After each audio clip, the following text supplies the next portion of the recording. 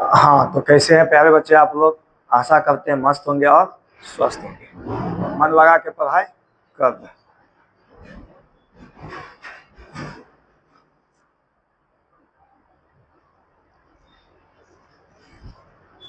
हाँ, तो कैसे हैं प्यारे बच्चे आप लोग। आशा करते हैं मस्त होंगे और स्वस्थ होंगे। चलिए, जहाँ तक हम लोग पीछे की क्लास में पढ़े थे, अभी हम लोग उससे आगे पढ़ेंगे। हम लोग पीछे 7 क्लास पढ़ चुके हैं। अभी जो हम लोग पढ़ेंगे वो 8वीं क्लास पढ़ेंगे। अभी जो हम लोग पढ़ेंगे वो कौन सी क्लास पढ़ेंगे? 8वीं क्लास पढ़ेंगे। यानी हम लोग यह चैप्टर प्रकाश के परावर्तन का 70%, 60 से 70% के आसपास में हम लोग पढ़ चुके हैं। अब हम लोग आज हम 8वीं क्लास पढ़ेंगे और जिसमें से हम आपको अवतल दर्पण के उपयोग के बारे में बताने वाले। आज क्या बताने वाले हैं? अवतल दर्पण के उपयोग के बारे में हम आपको बताने वाले। चलिए, क्लास स्टार्ट करने से पहले वीडियो को क्या कीजिए? शेयर कीजिए। वीडियो को क्या कीजिए? शेयर कीजिए। और साथ ही साथ क्या कीजिए? लाइक कीजिए। और चैनल को क्या कीजिए? सब्सक्राइब कीजिए। चैनल को क्या कीजिए? सब्सक्राइब कीजिए, ताकि कोई भी वीडियो हम डालें तो आपको क्या हो जाए? नोटिफिकेशन तुरंत मिल जाए। तो वीडियो स्टार्ट करने से पहले वीडियो को क्या कीजिए? ज़्यादा से ज़्यादा शेयर कीजिए और लाइक कीजिए और चैनल को क्या कीजिए? सब्सक्राइब कीजिए। चलिए, आज हम लोग जो पढ़ने जा रहे हैं वो अवतल दर्पण के उपयोग के बारे में। क्या पढ़ने जा रहे हैं? अवतल दर्पण के उपयोग। चलिए, आज जो हम लोग पढ़ेंगे वो क्या पढ़ेंगे? अवतल दर्पण के उपयोग कहानी। चलिए, सबसे पहले हम आपको कल बताए थे गोलीय दर्पण में किरण आरेख के 4 नियम बताए थे। वो चारों को थोड़ा हम क्या कर देते हैं? रिपीट कर देते हैं, ताकि आपको याद आ जाए। पहला नियम हम आपको बताए थे, जब प्रकाश की किरण को प्रधान अक्ष के समांतर भेजे हैं। पहला नियम हम आपको क्या बताए थे? किरण आरेख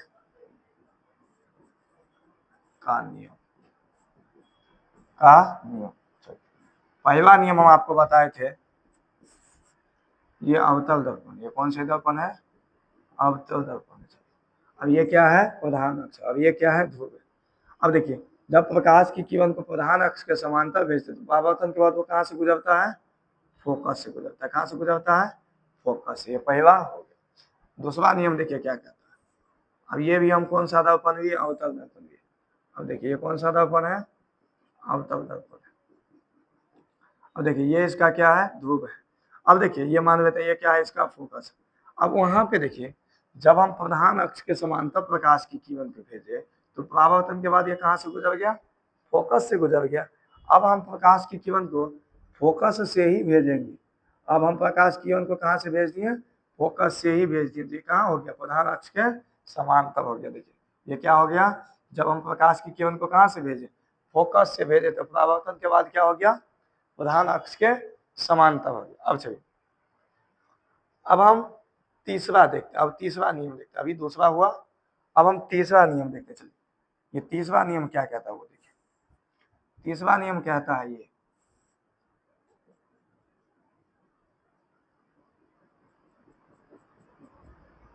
ये है आपका ध्रुव। अब देखिए, ये मान लेते हैं ये इसका क्या है? सेंटर है। ये क्या है? सेंटर है। अब देखिए, अब सेंटर से जब प्रकाश की किरण को हम भेजेंगे तब क्या होगा? देखिए, ये इस तरह से प्रकाश की किरण गया। अब परावर्तन के बाद क्या हो जाएगा? अपने वास्ते में लौट जाएगा। कौन कहाँ से लौट जाएगा? वह अपने वास्ते। यानी इधर से आया, अब इधर ही क्या हो जाएगा? लौट जाएगा। यानी जब प्रकाश की किरण को सेंटर से भेजा जाता है तो क्या होता है? अपने ही वास्ते से लौट जाता है। अब ये चौथा क्या होता है वो देखिए।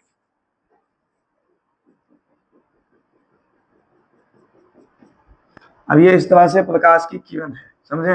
ये क्या है? इसका ध्रुव है। अब जब हम ध्रुव पे प्रकाश की किरण को भेजते हैं तो ये परावर्तन के बाद क्या हो जाता है? आपतन कोण परावर्तन कोण के बराबर हो जाता है। ये क्या हो जाता है? आपतन कोण परावर्तन कोण के बराबर हो जाता है। ये क्या हो जाता है? आपतन कोण परावर्तन कोण के बराबर होता है। अब जो मेरा प्रधान अक्ष था वो किसका काम करने लगता है? अभिलंब का कार्य करने लगता है। यही किरण आरेख का 4 नियम था। अब हम लोग जो अभी पढ़ेंगे वो क्या पढ़ेंगे? अवतल दर्पण के कुछ उपयोग है, वो उपयोग के बारे में पढ़ेंगे।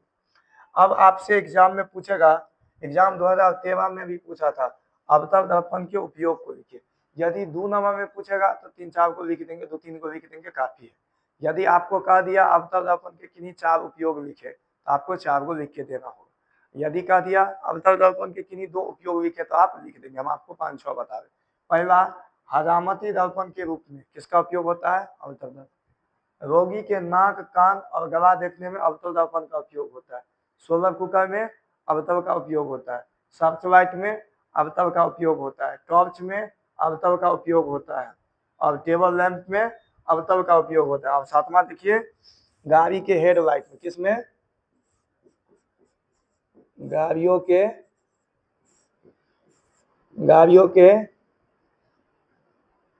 हेडलाइट में, गाड़ियों के हेडलाइट में, यानी गाड़ी का जो हेडलाइट होता है उसमें भी किसका उपयोग होता है? अवतल दर्पण का ही। समझे? यानी अवतल दर्पण का उपयोग तो किया जाता है, आप समझ गए, जो इस समय अवतल दर्पण का उपयोग होता है। अब एक प्रश्न यहाँ से और बनता है, जो हजामती दर्पण में अवतल दर्पण का उपयोग करते हैं लेकिन क्यों? दूसरा बात आएगा, सोलर कुकर में अवतल दर्पण का उपयोग करते हैं लेकिन क्यों? कहेगा रोगी के नाक कान देखने में अवतल दर्पण का उपयोग करते हैं लेकिन क्यों? कहेगा सर्च लाइट में अवतल का उपयोग करते हैं लेकिन क्यों? कहेगा टॉर्च में अवतल का उपयोग करते हैं लेकिन क्यों? कहेगा टेबल लैंप में अवतल का उपयोग करते हैं लेकिन क्यों? कहेगा गाड़ी के हेडलाइट में अवतल का उपयोग करते हैं क्यों? तो यह सब की जानकारी हम आप लोग को बारी बारी से दे रहे हैं।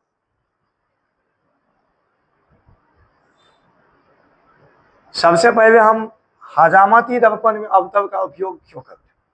पहला क्वेश्चन मेरा क्या होता है? हजामती दर्पण में अवतल दर्पण का उपयोग क्यों किया जाता है? क्वेश्चन क्या है? हजामती दर्पण में अवतल का ही उपयोग क्यों किया जाता है? कह रहा है हजामती दर्पण में अवतल दर्पण का ही उपयोग क्यों किया जाता है, बताइए। चलिए, जब अवतल दर्पण में वस्तु को फोकस और ध्रुव के बीच रखा जाता है तो इसका प्रतिबिंब दर्पण के पीछे बड़ा, सीधा और काल्पनिक बनता है, और मुख्य रूप से इसका काम है बड़ा प्रतिबिंब बनाने के कारण ही हजामती दर्पण में के रूप में अवतल दर्पण का ही उपयोग किया जाता है। देखिए, ये कह रहा है, क्वेश्चन क्या कह रहा था? अवतल दर्पण में, सॉरी, हजामती दर्पण में अवतल दर्पण का उपयोग क्यों किया जाता है? आंसर में क्या कहेंगे? अवतल दर्पण का उपयोग हजामती दर्पण के रूप में इसलिए किया जाता है क्योंकि अवतल दर्पण में जो प्रतिबिंब बनता है वो बड़ा बनता है, यानी वस्तु से वो क्या होता है? बड़ा होता है। यानी मेन बात इसलिए किया जाता है क्योंकि वो प्रतिबिंब क्या होता है? बड़ा बनता है, इसीलिए अवतल दर्पण का उपयोग हजामती दर्पण के रूप में करते हैं, क्योंकि इसमें क्या होता है? अवतल दर्पण में किसी भी वस्तु का प्रतिबिंब क्या होता है? बड़ा बनता है, यानी बड़ा दिखने के लिए हम लोग अवतल का उपयोग करते हैं। जैसे कि देखिए, जब आप सैलून में जाते हैं तो देखिए वैसे तो नॉर्मली समतल दर्पण लगा देता है, लेकिन जब आप अच्छा सैलून में जाएंगे ना, वहाँ पे अवतल दर्पण का गुण क्या है? मेन बाबू, छोटा चीज को वो बड़ा दिखाता है। वो क्या करता है? छोटा चीज को बड़ा दिखाता है। जैसे कि अभी मेरा केस दाढ़ी छोटा छोटा है ना, बाल दाढ़ी छोटा छोटा है ना, जब हम सैलून में जाएंगे ना तो मेरा दाढ़ी क्या होगा? बड़ा बड़ा दिखेगा, ताकि वहां पे हम क्या करें? बनवा लें। क्या करेंगे? बनवा लेंगे। इसलिए वहां पे अवतल का उपयोग किया जाता है, ताकि उसे जब सैलून में केस बनाता है ना तो उसे क्या हो? सहूलियत मिले, यानी छोटा चीज क्या हो? बड़ा बड़ा दिखे। चलिए, अब बात आता है, जो अवतल दर्पण का उपयोग सोलर कुकर में क्यों किया जाता है? तो हम आपको एक बात बताए थे, अवतल दर्पण का उपयोग सोलर कुकर में क्यों किया जाता है, यह बात देखिए यहाँ पे। अब देखिए, आपको बताए थे, जब प्रधान अक्ष के समांतर प्रकाश की किरण को भेजते हैं अवतल दर्पण में तो क्या होता है? परावर्तन के बाद फोकस पे जाके जमा होता है।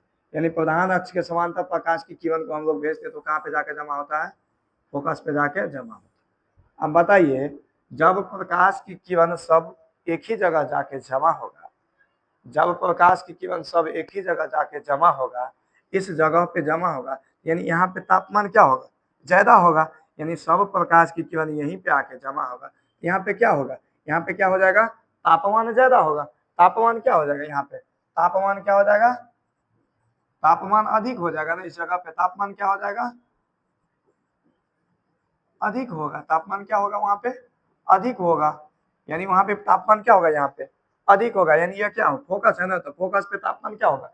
अधिक होगा। अब बताइए ना, जब एक ही जगह सब तापमान पहुंचेगा तो इसीलिए अवतल दर्पण का उपयोग सोलर कुकर में किया जाता है, क्योंकि जब प्रधान अक्ष के समांतर प्रकाश की किरण आता है तो परावर्तन के बाद क्या होता है, एक जगह पे जाके जमा हो जाता है, जिससे क्या होता है, खाना तुरंत पक जाता है, समझे, जिससे क्या होता है, खाना तुरंत पक जाता है, इसीलिए सोलर कुकर में अवतल का उपयोग किया जाता है। तो लिखेंगे, जब प्रकाश की किरण को प्रधान अक्ष के समांतर भेजा जाता है, प्रधान अक्ष के समांतर भेजा जाता है तो परावर्तन के बाद फोकस पर जमा हो जाती है। इस गुण के कारण ही अवतल दर्पण का उपयोग कहाँ किया जाता है, सोलर कुकर में किया जाता है। यानी अवतल दर्पण में जब प्रधान अक्ष के समांतर प्रकाश की किरण को भेजा जाता है तो परावर्तन के बाद फोकस पे जाके क्या हो जाता है, जमा हो जाता है। इस गुण के कारण अवतल दर्पण का उपयोग सोलर कुकर में किया जाता है।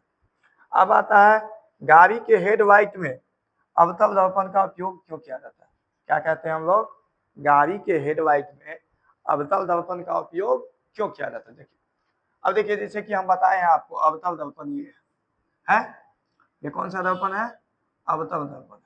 अब आपको हम बताए थे, अवतल दर्पण में जब हम फोकस से प्रकाश की किरण को हम भेजेंगे तो कहाँ जाए, अब बताइए, अब जब हम फोकस से ही प्रकाश की किरण को हम भेज दें, ये क्या है, मेरा फोकस है, जब हम फोकस से प्रकाश की किरण को भेजें तो ये परावर्तन के बाद क्या हो गया, प्रधान अक्ष के समांतर हो गया, क्या हो गया, प्रधान अक्ष के समांतर।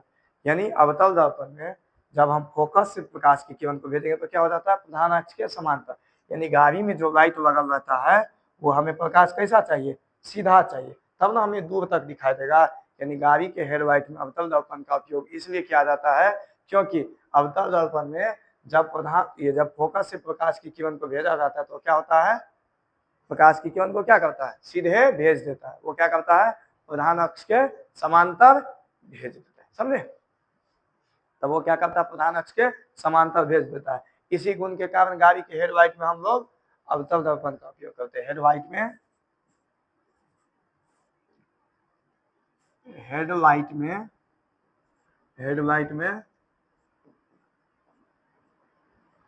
अवतल का उपयोग करते हेडलाइट में अवतल का उपयोग करते, किस गुण के कारण, जब हम फोकस से प्रकाश की किरण को भेजे तो क्या हुआ, परावर्तन के बाद प्रधान अक्ष के समांतर। जब ना प्रधान अक्ष के समांतर यानी प्रकाश सीधा जाएगा तब ना हमें दूर तक दिखाई देगा, ज्यादा लंबा तक दिखाई देगा, समझे। तो यही बात को हम क्या करेंगे, लिख देंगे, यही बात को हम क्या करेंगे, लिख देंगे। क्या लिखेंगे, जब क्वेश्चन क्या है, गाड़ी के हेडलाइट में अवतल दर्पण का उपयोग क्यों किया जाता है, तो क्या लिखेंगे, जब प्रकाश की किरण को फोकस से भेजा जाता है तो वह प्रधान अक्ष के समांतर हो जाती है। इस गुण के कारण अवतल दर्पण का उपयोग गाड़ी के हेडलाइट में किया जाता है। किस गुण के कारण किया जाता है, जब फोकस से प्रकाश की किरण को भेजते हैं तो वो क्या हो जाता है, प्रधान अक्ष के समांतर हो जाता है। इसी गुण के कारण हम लोग अवतल का उपयोग हेडलाइट में करते हैं।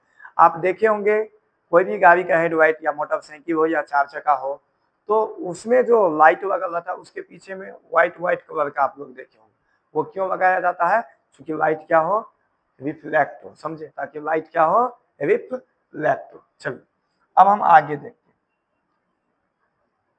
अगला क्वेश्चन आपको कहता है, अगला क्वेश्चन क्या कहता है वो देखिए। अगला क्वेश्चन कहता है उत्तल दर्पण का उपयोग, क्या कहता है क्वेश्चन, उत्तल दर्पण का उपयोग स्ट्रीट लाइट में क्यों किया जाता है, उत्तल दर्पण का उपयोग स्ट्रीट लाइट में क्यों किया जाता है। अब देखिए एक चीज, इतना देर से हम लोग अवतल के बारे में पढ़ रहे थे, लेकिन अब हम किसके बारे में पढ़ रहे हैं, उत्तल के बारे में पढ़ रहे हैं। देखिए यह मेरा उत्तल दर्पण, यह मेरा कौन सा दर्पण है, उत्तल दर्पण। चलिए इसे हम क्या करते थे, अब ये इस तरह से क्या हो गया, इसका प्रधान अक्ष हो गया, ये क्या हो गया, इसका ध्रुव। अब इसमें देखिए प्रधान अक्ष के समांतर हम प्रकाश की किरण को भेजे, प्रधान अक्ष के समांतर प्रकाश की किरण को भेजे। अब ये बताए परावर्तन के बाद क्या शीशा को फोड़ के जाएगा, नहीं, ये क्या करता है, इसे फैला देता है, ये क्या करता है, इसे फैला देता है। और इसे डॉट डॉट डॉट से क्या होता है, जाके यहाँ पे पता चलता है, यहाँ पे क्या होता है, पता चलता है। ये इसका क्या हो गया, फोकस, ये क्या हो गया, इसका फोकस हो गया। तो यही कारण है, यहाँ पे देखिए स्ट्रीट लाइट में क्या होता है,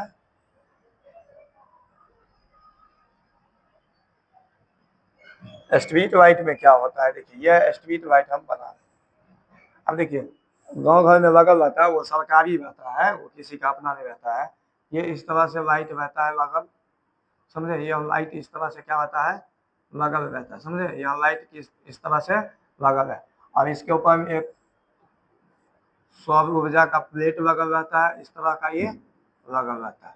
अब देखिए, अब यहाँ पे एक बैटरी लगल रहता है, यहाँ पे क्या लगल रहता है, एक बैटरी लगल। अब इससे जो प्रकाश की किरण निकलेगा, अब इससे जो प्रकाश की किरण निकलेगा, अब इससे जो प्रकाश की किरण निकलेगा, अब देखिए इससे जो प्रकाश की किरण निकलेगा तो ये क्या होगा, फैलेगा। अब देखिए इसमें यदि हम अवतल दर्पण लगा देते, इसमें यदि हम अवतल दर्पण लगा देंगे तो अवतल दर्पण क्या करता है, प्रकाश की किरण एक जगह गिराएगा। अब देखिए स्ट्रीट में क्या होता है, स्ट्रीट में क्या होता है, स्ट्रीट लाइट, स्ट्रीट लाइट। अब देखिए स्ट्रीट मतलब क्या होता है, गली होता है, क्या होता है, स्ट्रीट मतलब क्या होता है, गली, क्या होता है, गली।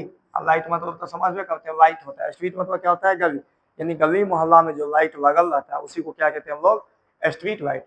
वो जो लाइट लगाया रहता है ताकि वो क्या हो, आसपास में क्या हो, इजोत हो, यानी रोशनी हो, वो प्रकाशित हो, आसपास के जगह क्या हो, प्रकाशित हो। लेकिन वहां पे जब हम अवतल दर्पण का उपयोग करेंगे तो सब प्रकाश एक ही जगह गिरेगा, तो बताइए एक ही जगह रोशनी होगा, होगा ना।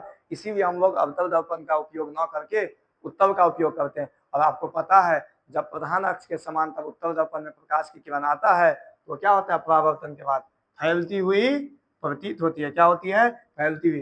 तब ना यहाँ पे उत्तल दर्पण लगेगा, तब ना सूर्य से प्रकाश रहेगा, तब ना देखते हैं गाँव घर में जो पोल पे लाइट लगा रहता है वो क्या होता है, उसका प्रकाश सौंसे रहता है। इसीलिए उसमें क्या किया जाता है, उत्तल दर्पण का उपयोग किया जाता है। उत्तल दर्पण में क्या होता है, जब प्रधान अक्ष के समांतर प्रकाश की किरण जाता है तो परावर्तन के बाद क्या होता है, फैलती हुई प्रतीत होता है, यानी मालूम पड़ता है। तो इसीलिए उत्तल दर्पण का उपयोग किया जाता है। उत्तल दर्पण का उपयोग स्ट्रीट लाइट में क्यों किया जाता था, क्या कहेंगे हम लोग, जब प्रकाश की किरण को प्रधान अक्ष और उसके समांतर भेजे जाते हैं तो सभी परावर्तित किरण फोकस से फैलती हुई क्या होती है, प्रतीत होती है। इस गुण के कारण, इस गुण के कारण ही उत्तल दर्पण का उपयोग स्ट्रीट लाइट में किया जाता है। क्यों किया जाता है, चूंकि यह उत्तल दर्पण क्या करता है, प्रधान अक्ष के समांतर जो प्रकाश की किरण आता है वो क्या करता है, उसे फैलाने का कार्य करता है, इसीलिए उत्तल का उपयोग स्ट्रीट लाइट में किया जाता है। अब बात करता है सबसे इंपॉर्टेंट क्वेश्चन, जो गाड़ी के उत्तल दर्पण का उपयोग साइड मिरर के रूप में क्यों किया जाता है। साइड मिरर मतलब समझे, ड्राइवर के जो साइड में एक शीशा लगा रहता है, यानी मोटरसाइकिल में भी दो शीशा लगा रहता है और चार चक्का सब में भी लगा रहता है। अब बताइए उसी शीशा का उपयोग कर रहा है, उसमें उत्तल दर्पण का उपयोग क्यों करते हैं, उसका गाड़ी के साइड मिरर के रूप में उत्तल दर्पण का उपयोग क्यों करते हैं, क्योंकि उत्तल दर्पण क्या करता है, प्रतिबिंब छोटा बनाता है, क्या करता है, वो प्रतिबिंब छोटा बनाता है। और उत्तल दर्पण का जो दृष्टि क्षेत्र होता है वो बहुत बड़ा होता है, वो क्या होता है, बहुत बड़ा होता है। इसीलिए हम लोग उत्तल दर्पण का उपयोग गाड़ी के साइड मिरर के रूप में करते हैं। इसे पक्ष दृष्टि भी कहते हैं, इसे कहते हैं पक्ष दृष्टि के रूप में भी क्यों किया जाता है, यानी उत्तल दर्पण का उपयोग पक्ष दृष्टि के रूप में क्यों किया जाता है। तो आपको क्या जवाब देंगे, उत्तल दर्पण में प्रतिबिंब सीधा। और अब देखेंगे आप गाड़ी जब आते रहता है, आप जैसे बाइक के चलाते हैं और पीछे से कोई गाड़ी आ रहा है, आप उस शीशा में देखते हो आपको क्या दिखते रहता है, सीधा दिखते रहता है। लेकिन आप देखते रहते हो इतना बड़ा मोटरसाइकिल का शीशा रहता है, उसमें इतना बड़ा ट्रक रहता है, वो इतना बड़ा ट्रक उसमें दिखते रहता है, नहीं दिखते रहता है। इतना बड़ा मोटरसाइकिल का शीशा, उसमें कितना बड़ा ट्रक रहता है, वो दिखते रहता है, वो क्या होते रहता है, उसमें दिखते रहता है, इतना बड़ा दिखते रहता है ट्रक। तो ये क्या करता है, उत्तल दर्पण का काम क्या होता है, जो प्रतिबिंब तो सीधा दिखाता है, प्रतिबिंब सीधा दिखाता है, जब सीधा प्रतिबिंब है तो काल्पनिक होगा, और वो प्रतिबिंब क्या साइज जो है, आकार क्या है, उसमें छोटा दिखा देता है, यानी प्रतिबिंब का जो साइज है वो क्या दिखाई देता है, छोटा दिखाई देता है वस्तु के अपेक्षा। तो लिख देंगे उत्तल दर्पण में बना प्रतिबिंब सीधा एवं छोटा होता है और उत्तल दर्पण का दृष्टि क्षेत्र भी बहुत व्यापक यानी बड़ा होता है, इसलिए उत्तल दर्पण का उपयोग साइड मिरर के रूप में किया जाता है। यानी उत्तल दर्पण का उपयोग साइड मिरर के रूप में इसलिए किया जाता है क्योंकि उसमें प्रतिबिंब छोटा दिखता है और सीधा दिखता है, समझे। चलिए, और इसका दृष्टि क्षेत्र क्या होता है, उत्तल दर्पण का बहुत बड़ा होता है। चलिए अब हम आगे देखते हैं, आगे हम क्या देखते हैं, आपको चिन्ह परिपाटी के बारे में बता रहे हैं। किसके बारे में बता रहे हैं आपको हम? चिन्ह परिपाटी के बारे में। देखिए अब हम किसके बारे में बता रहे हैं? चिन्ह परिपाटी के बारे में। देखिए ये हम अवतल दर्पण बताएं, क्या बताया हम? अवतल दर्पण बता रहे हैं।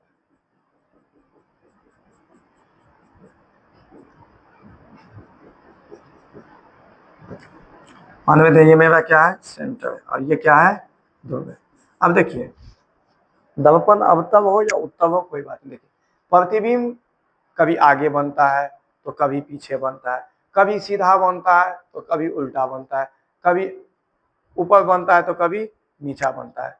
अब इस स्थिति में हमें तो पता नहीं चलेगा जो ये कौन सा प्रतिबिंब है, सीधा है कि उल्टा है। इस स्थिति को पता करने के लिए एक चिन्ह की आवश्यकता पड़ा, उसी को हम लोग क्या कहते हैं? चिन्ह परिपाटी। देखिए क्या क्या होगा, पहले यहाँ पे देखिए चिन्ह परिपाटी क्या है? क्या लिखेंगे? गोलीय दर्पण में वस्तु का प्रतिबिंब कभी आगे तो कभी पीछे बनता है, कभी उल्टा तो कभी सीधा बनता है। इस स्थिति को स्पष्ट करने के लिए एक परिपाटी की आवश्यकता हुई, जिसे हम लोग क्या कहते हैं? चिन्ह परिपाटी कहते हैं। उसे हम लोग क्या कहते हैं? चिन्ह परिपाटी कहते हैं। देखिए प्रतिबिंब जो बनता है वो कभी सीधा बनता है, क्या बनता है? कभी सीधा, तो कभी क्या होता है? कभी उल्टा होता है, कभी क्या होता है? उल्टा होता है, कभी आगे होता है। दूसरा बात क्या है? कभी आगे,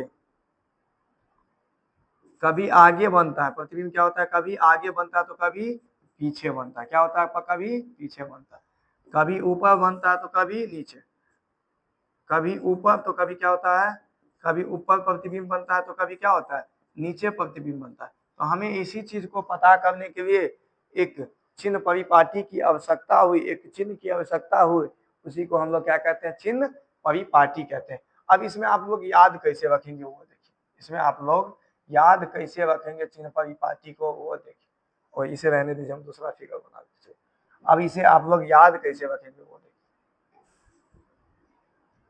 सबसे पहले एक बात याद रखेंगे, सभी जो दूरी होगा ना वो ध्रुव से मापी जाएगी। सभी दूरी कहाँ से मापी जाएगी? ध्रुव से। ये क्या है? इसका सेंटर। ये क्या है? इसका सेंटर। पहला बात इसमें याद रखेंगे, सभी दूरियां, पहला बात क्या याद रखेंगे? सभी दूरियां, सभी दूरियां ध्रुव से मापी जाती है। कहाँ से मापी जाती है? ध्रुव से मापी जाती है। दूसरा बात याद रखेंगे, दाहिना साइड यानी दाईं ओर,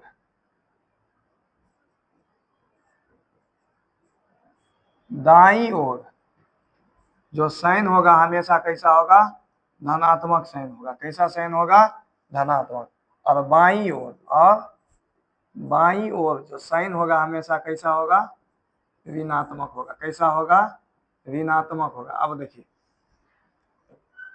अब देखिए बाईं ओर जो होगा, बाईं ओर वो हमेशा सॉरी दाईं, पहले दाईं, दाईं ओर जो होगा, दाईं ओर का मान जो होगा, दाईं ओर का मान, दाईं ओर का मान धनात्मक होगा। क्या होगा?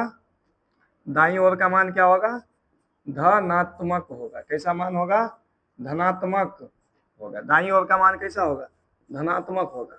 अब बात करते हैं दूसरा, बाईं ओर का। दूसरा की बात करते हैं हम लोग, इससे अगला, बाईं ओर का मान हमेशा कैसा होगा? ऋणात्मक होगा। बाईं ओर का मान कैसा होगा? बाईं ओर का मान, बाईं ओर का मान ऋणात्मक होगा। कैसा होगा? ऋणात्मक। क्या होगा? बाईं ओर का मान क्या होगा? ऋणात्मक मान। कैसा मान होगा? ऋणात्मक मान होगा। ऋणात्मक, धनात्मक मान होगा, और इधर क्या हो जाएगा? ऋणात्मक मान हो जाएगा। चलिए अब एक बात इसमें और है, हुआ जब ऊपर रहेगा यानी प्रधान अक्ष के ऊपर, प्रधान अक्ष के ऊपर धनात्मक, क्या होगा? प्रधान अक्ष के ऊपर यानी इसके ऊपर होगा, वो क्या होगा? धनात्मक। प्रधान अक्ष के ऊपर, प्रधान अक्ष के ऊपर, ऊपर का मान, प्रधान अक्ष के ऊपर, ऊपर का मान, मान धनात्मक होगा। क्या होगा? धनात्मक होगा। प्रधान अक्ष के ऊपर का मान कैसा होगा? धनात्मक होगा। और प्रधान अक्ष के नीचे का मान कैसा होगा? ऋणात्मक होगा। प्रधान अक्ष के नीचे का मान कैसा होगा बाबू? ऋणात्मक होगा। कैसा होगा? ऋणात्मक होगा। अब देखिए, दर्पण के जो दाहिना साइड है उस साइड का चिन्ह कैसा होगा? धनात्मक होगा। और बामा साइड का चिन्ह कैसा होगा? ऋणात्मक होगा। प्रधान अक्ष के ऊपर का चिन्ह कैसा होगा? धनात्मक होगा। और प्रधान अक्ष के नीचे का क्या होगा? ऋणात्मक। आप मैथ में एक चीज पढ़े होंगे, ग्राफ में, क्या में? ग्राफ में पढ़े होंगे। इस तरह से ग्राफ में बताए होंगे सर आपको। इस तरह से इधर जो लिखते हैं हम लोग क्या लिखते हैं? एक्स एक्सिस लिखते हैं। क्या लिखते हैं? एक्स एक्सिस लिखते हैं। और इधर क्या लिखते हैं हम लोग? एक्स डैश लिखते हैं। क्या लिखते हैं? X dash. और इधर जो हम लिखते हैं क्या लिखते हैं? वाई एक्सिस लिखते हैं। क्या लिखते हैं? Y axis. और इधर जो हम लिखते हैं वो क्या लिखते हैं? Y dash. देखिए, इधर का जो भी मान होता है वो क्या होता है? प्लस में होता है। क्या होता है? प्लस में होता है ना। और इधर का जो मान होता है वो क्या होता है? माइनस में होता है। और इधर का जो मान होता है फिर वो क्या होता है? प्लस में होता है ना। और इधर का फिर मान होता है वो क्या होता है? माइनस में होता है। इधर का मान क्या होता है? माइनस में होता है। समझे? तो दाहिना साइड तो प्लस, बामा साइड तो माइनस, ऊपर तो प्लस, नीचा तो माइनस। बस हो गया।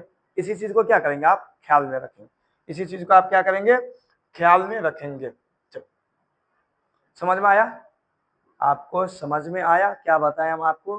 दर्पण के दाहिना साइड का जो मान होगा वो हमेशा कैसा होगा? धनात्मक होगा। और दर्पण के बामा साइड का मान जो होगा हमेशा कैसा होगा? ऋणात्मक होगा। प्रधान अक्ष के ऊपर का मान कैसा होगा? धनात्मक होगा। और प्रधान अक्ष के नीचे का मान कैसा होगा? ऋणात्मक होगा। किसी को दिक्कत है ना? आगे बढ़े। अब यहाँ पे एक क्वेश्चन बनता है जो लास्ट प्रश्न है। इसके बाद आज हम क्लास को खत्म कर देंगे। क्या कर देंगे? खत्म कर देंगे। चलिए, अब हम एक चीज देखेंगे। सबसे पहले इसमें हमें शर्त है। कितना शर्त है? 2 शर्त। इस क्वेश्चन में देखिए कितना शर्त है? 2 शर्त है। चलिए, शर्त है। क्या है? शर्त है। कितना शर्त है? 2 शर्त है। कितना शर्त है? 2। पहला शर्त है स्पर्श करके। पहला शर्त क्या है? स्पर्श करके। अब दूसरा शर्त क्या है? बिना स्पर्श करके। दूसरा शर्त क्या है? बिना स्पर्श करके। बिना स्पर्श करके। अब स्पर्श करके मतलब क्या हुआ? बिना स्पर्श करने का मतलब क्या हुआ? स्पर्श कहने का मतलब छू के पता करना है। और बिना स्पर्श कहने का मतलब बिना छू के पता करना। अब किसको छू के पता करना है, किसको बिना छू के पता करना है, अब वो हम देखते हैं। अभी हम बारी बारी से दर्पण बना रहे, पहचान आप लोग करेंगे और बताएंगे। अब एक बात बताइए, यह कौन सा दर्पण है? यह कौन सा दर्पण है? आप बताएंगे। यह कौन सा दर्पण है? यह समतल दर्पण है। यह कौन सा दर्पण है? समतल। अब देखिए, यह कौन सा दर्पण है? आप बताएंगे। यह कौन सा दर्पण है? अवतल दर्पण है। कौन सा दर्पण है? अवतल दर्पण है। अब एक दर्पण और लेंगे। अब बताइए, यह कौन सा दर्पण है? यह उत्तल दर्पण है। यह कौन सा दर्पण है? उत्तल दर्पण है। अब हमें बिना छुए हुए पता करना है जो अवतल दर्पण कौन है। यह 3 गो दर्पण है। इसमें से अवतल कौन है, उत्तल कौन है और समतल कौन है? हमें छू के पता करना है। छू के तो आसान से हम पता कर लेंगे। छू के तो हम आसानी से पता कर लेंगे। जिसका परावर्तक सतह प्लेन है वो समतल है। जिसका परावर्तक सतह धंसा हुआ है वो अवतल है। जिसका परावर्तक सतह उभरा हुआ है वो क्या है? उत्तल है। छू के तो हम पता कर लेंगे। अब बिना छू के कैसे पता करेंगे? यह पता करना क्या है? थोड़ा है।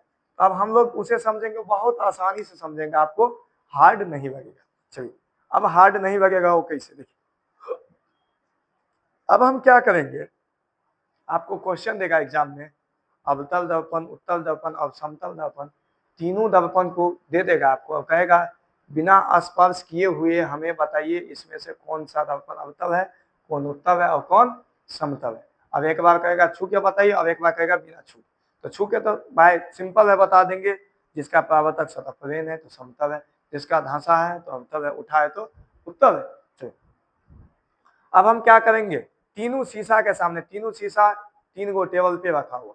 अब हम क्या करेंगे, तीनों शीशा के सामने बारी बारी से आएंगे। चलिए अभी हम सबसे पहले कौन सी शीशा के सामने में खड़े, अब हम अभी खड़े हैं इस शीशा के सामने।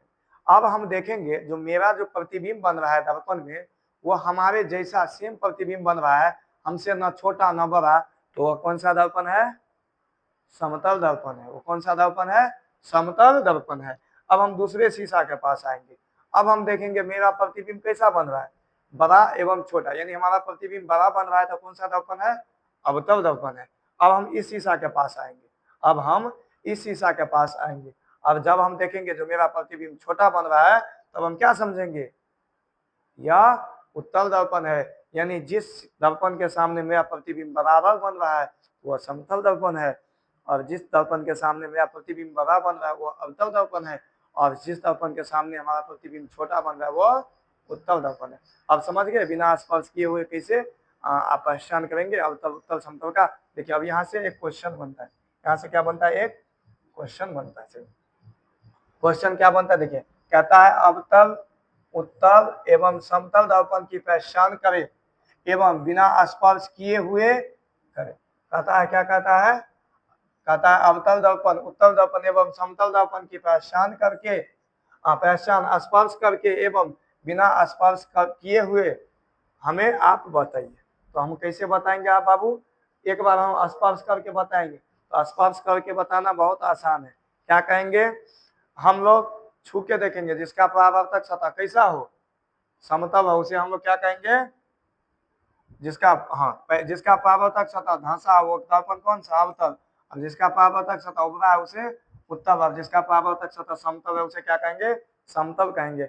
अब हम बिना स्पर्श किए हुए देखेंगे, अब हम कैसे देखेंगे, बिना स्पर्श किए हुए। तो बताए ना, जिस दर्पण के सामने प्रतिबिंब बड़ा बनता है वो कौन सा दर्पण, अवतल दर्पण, और जिस दर्पण के सामने प्रतिबिंब हमेशा छोटा बनता है वह कौन सा दर्पण, उत्तल दर्पण, और जिस दर्पण के सामने बराबर प्रतिबिंब बनता है वो कौन सा दर्पण, समतल दर्पण। जैसे कि यह बुक की मदद से भी आप देख सकते हैं, जैसे कि यह बुक है, जैसे कि यह बुक है, ये बुक को क्या करेंगे आप, यह बुक को क्या करेंगे, बारी बारी से तीनों शीशा के सामने में दर्पण के सामने ले जाएंगे, लेके जाएंगे दर्पण के, जैसे एक दर्पण के सामने में लेके, जिस दर्पण के सामने में देखेंगे ये बुक का आकार सेम है तो वह समतल दर्पण है, जिसमें देखेंगे बुक का आकार बड़ा हो गया तो वो अवतल है, और जिसमें बुक का आकार छोटा हो गया तो वो उत्तल है। समझ में आ गया, जिसमें प्रतिबिंब का आकार बढ़ रहा है वस्तु से तो वो कौन सा है, अवतल है। प्रतिबिंब का आकार वस्तु से छोटा हो रहा है तो उत्तल है, और प्रतिबिंब का आकार वस्तु के बराबर है तो समतल है। क्या है, समतल है। आज इतना ही रहने दे, चलो एक दो ऑब्जेक्टिव है थोड़ा देख लेते हैं, उसके बाद कल हम f बराबर r/2 सिद्ध करेंगे।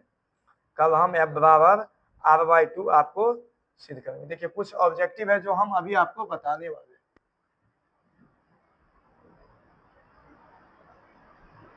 आज बता दे या रहने दे, आज हम बता दे या इसे रहने दे, चलिए आज छोड़ देते हैं, आज हम इसे छोड़ देते हैं। आज हम क्या करते हैं, छोड़ देते हैं वीडियो को। बाबू वीडियो को क्या करेंगे, शेयर करेंगे, और क्या करेंगे, लाइक करेंगे, और चैनल को क्या करेंगे, सब्सक्राइब करेंगे, और चैनल को क्या करेंगे, सब्सक्राइब करेंगे, समझे, ताकि जो भी नया वीडियो चले तो आपको तुरंत नोटिफिकेशन मिल जाए।